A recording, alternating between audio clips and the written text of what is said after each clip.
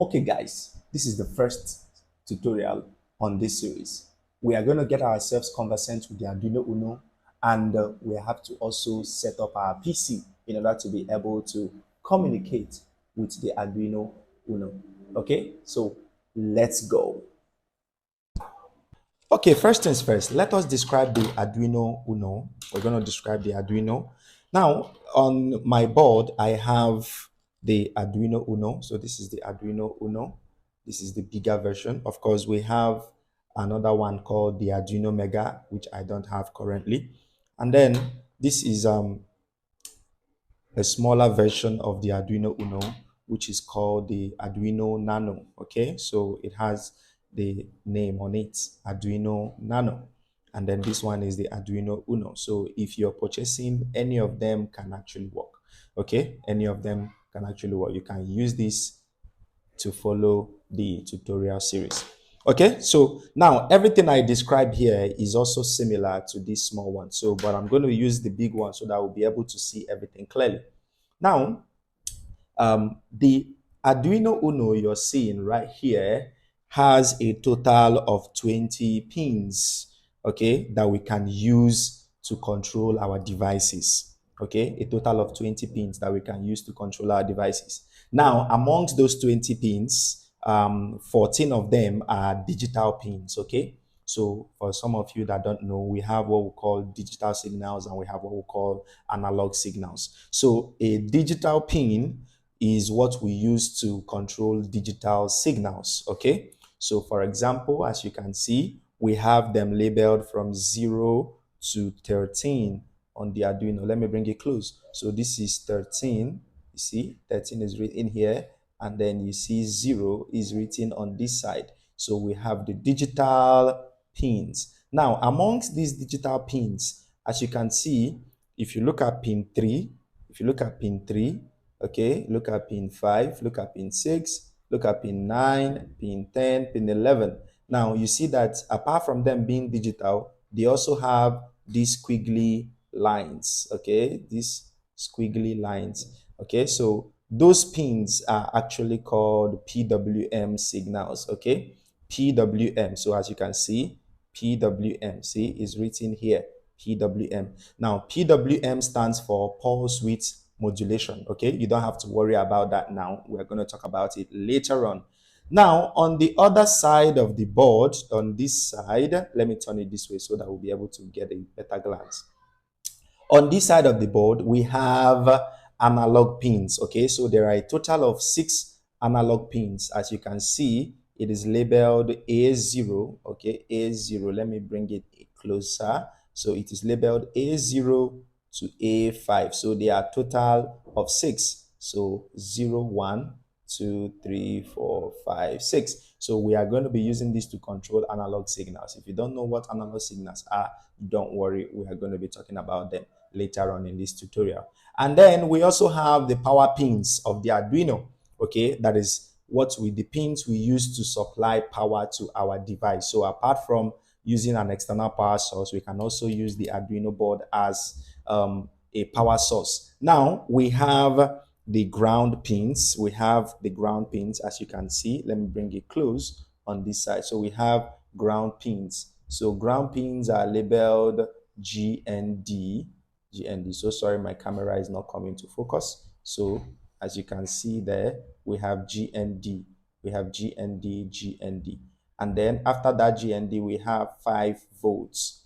If you have your board, you can see all these things I'm telling you about. So you have 5 volts, and then above the 5 volts, you have 3.3 volts. So we can use this to supply 3.3 volts to our components. We can use this to supply 5 volts to our component. And then here on this side, we have another ground pin again. Okay, so that is basically what you have on your Arduino pins. Sorry, on your Arduino board. Now, apart from that, you also have some special pins. Yeah, some special pins. For example, we have RX, which is this 0, and then this is TX. So these 2 pins are used for transferring and receiving signals. You don't need to worry about that for now. We are going to talk about all those things later on. And of course, we have on this part, we have a button, which is the reset button. So if you press this button, your Arduino will reset, meaning that it will try to um, run the program from the beginning again. So that pin is going to be important later on. And then on this side of the Arduino, you see we have a, a an outlet which we can use to connect our Arduino to our computer. So it is connected by this cord. So this is the cord I use to connect the Arduino. So I plug it in here and then plug this part to my PC. Then it has a power jack. There's a power jack. So in case you want to now make a final product, so you can just power your Arduino board from here. It takes in a 5 volt. You can give it a 5 volt, or you can give it between 5 volt to 12 volt, and it will be able to control it because it has a voltage regulator on this side. So this is a voltage regulator which controls the voltage that is being supplied to the Arduino board. Okay, so that is that about the Arduino board. Now we are going to now go and look at the software part, because we are going to also be controlling this with our software. Okay, so on the software aspect, we are going to go and download our software that will enable us to communicate with the Arduino. Okay, so I will just go to my browser. I have a new tab already open, so I will just type Arduino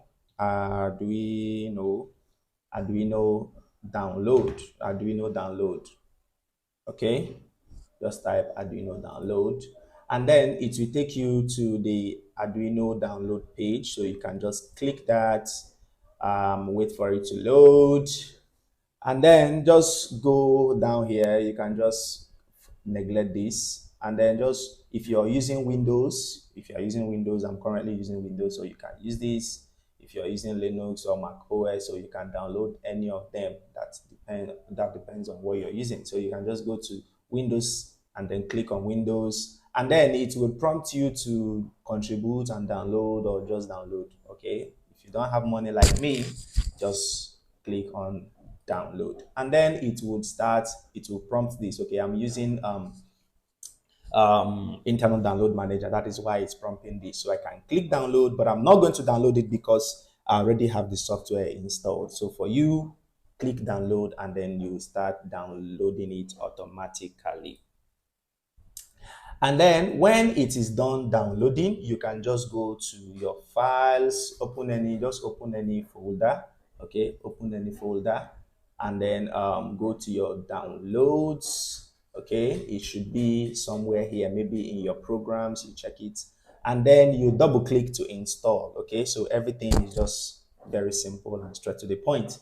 Then once I'm done downloading, I can open the file. Okay, so I have an Arduino icon here, so I can just open the Arduino and then wait for it to boot up.